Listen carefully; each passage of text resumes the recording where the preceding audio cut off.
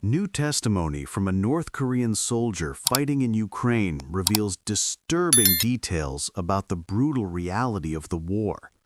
As Russia faces growing losses, North Korean troops have reportedly been deployed to the front lines, often without proper training, equipment, or a choice.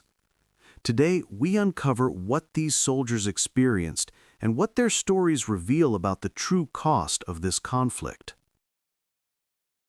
This is an area we have to watch very closely indeed. North Korea shipped between 50 to 60% of Russia's artillery shells. These missiles are designed for one thing: to carry nuclear warheads.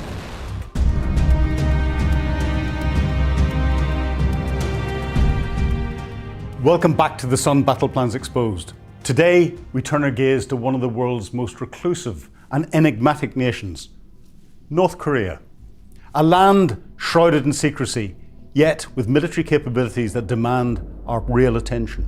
From its complex history to its ever-evolving arsenal, we'll peel back the layers and examine why North Korea remains a critical flashpoint on the global stage.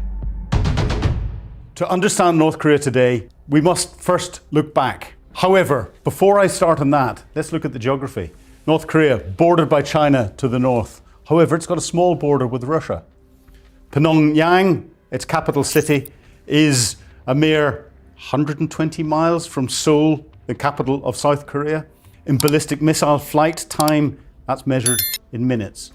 And there's a demilitarized zone between the two of some 40 kilometers that separates them because the war between North Korea and South Korea has never formally finished. The Korean Peninsula for centuries was a unified entity. But the end of World War II, the dawn of the Cold War, carved a devastating division. In 1945, Soviet forces occupied the north and American forces the south. Ideological differences quickly solidified, leading to the establishment of the Democratic People's Republic of Korea. Democratic North Korea? No. In 1948, it was led by Kim Il-sung, and the Republic of Korea, South Korea, was formed soon after. The fragile peace, however, was shattered in 1950 with the outbreak of the Korean War, a brutal three-year conflict that drew in major powers, costing millions of lives and solidifying the division.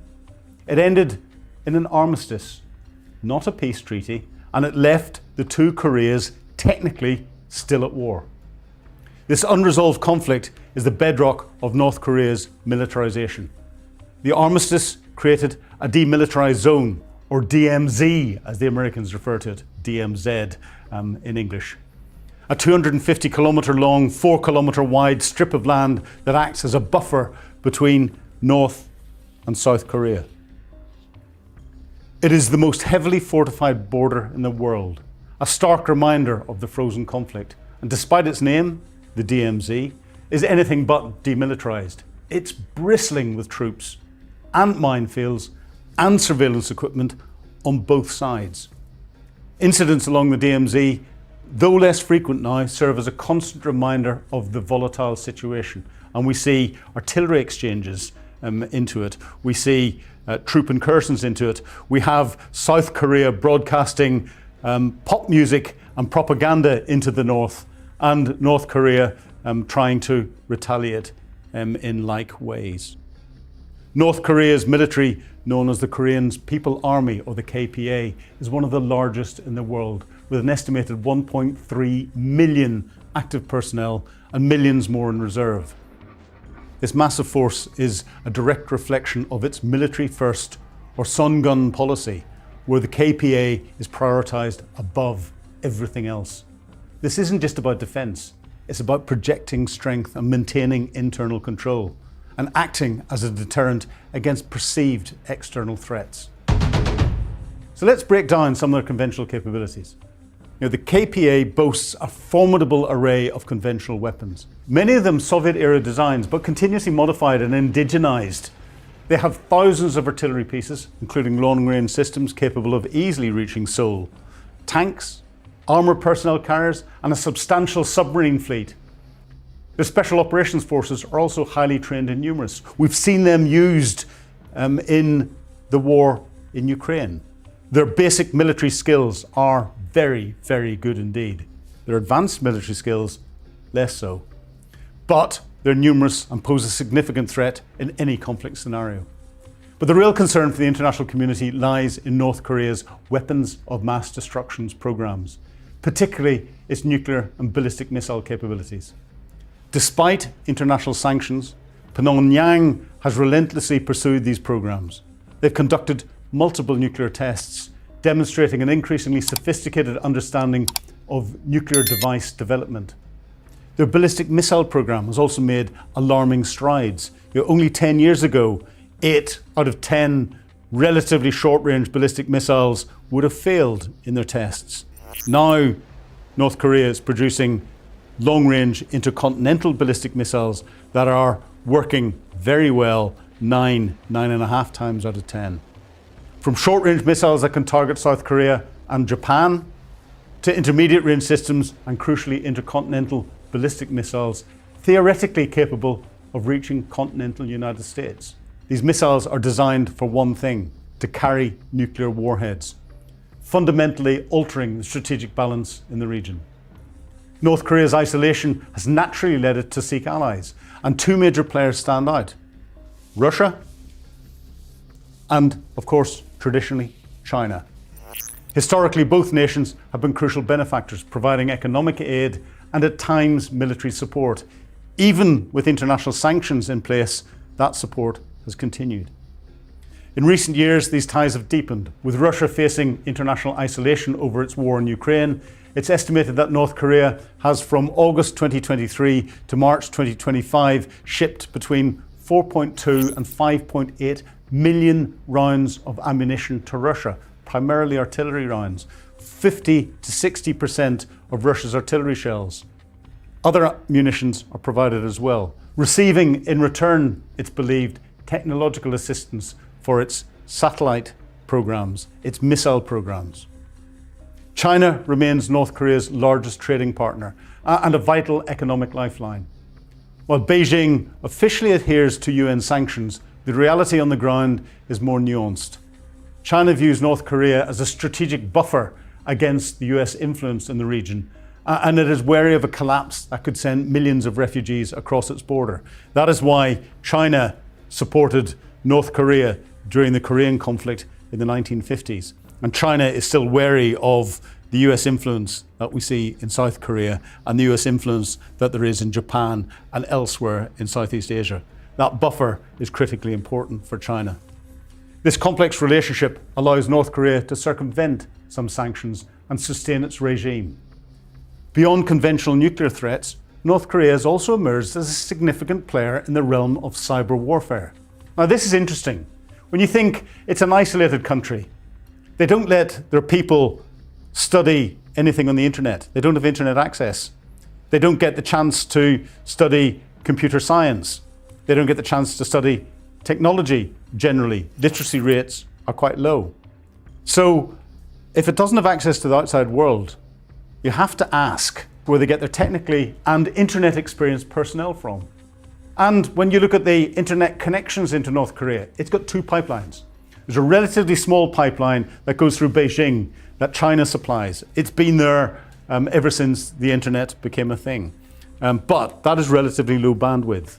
However, about 8 to 10 years ago, the Russian National Railway Company put a very high bandwidth pipeline in. Moscow controls everything that goes in and out through that pipeline. Why a railway company? They put internet pipelines along railway lines across Russia, and Russia's a vast area, and therefore it is just right and proper. They've got experience in doing this. But the two countries control everything that goes in and out of North Korea from the internet perspective. And of note, just after Russia's installation of this very high bandwidth internet pipe, North Korea's ballistic missile program became significantly more capable and more reliable. North Korea's state-sponsored hacking groups, such as the infamous Lazarus Group, are notorious. They've been implicated in major cyber attacks against banks and cryptocurrency exchange and even foreign governments. And of course, whenever North Korea was getting into cyber, with the international sanctions that were against it, the only way that they could afford their militarization, the only way Kim Jong-un, the North Korean leader, could afford his lifestyle the way he liked it, was to get money into the country, and that money was stolen from banks and cryptocurrency. If you owned large crypto wallets, you were on the target list for North Korea. These activities serve multiple purposes: espionage, disruption, and critically generating, as I said, illicit funds for the regime, helping circumvent the sanctions and to finance not just its weapons of mass destruction program and Kim Jong-un's lifestyle, but also its militarization and the influence that Kim Jong-un's regime can maintain over the North Korean people. Kim Jong-un, the leader of North Korea, the Kim family have ruled North Korea with a rod of iron for decades. He has got a cult-like status, a god-like status, and you can see this in all of the videos that come out where everything is rehearsed perfectly. Those that are not clapping in time fear for their lives, because he's got this reputation of anyone he disagrees with or anyone that looks at him the wrong way is taken off and executed sometimes in the most horrific ways, put in a shooting range and shot at with anti-aircraft weapons.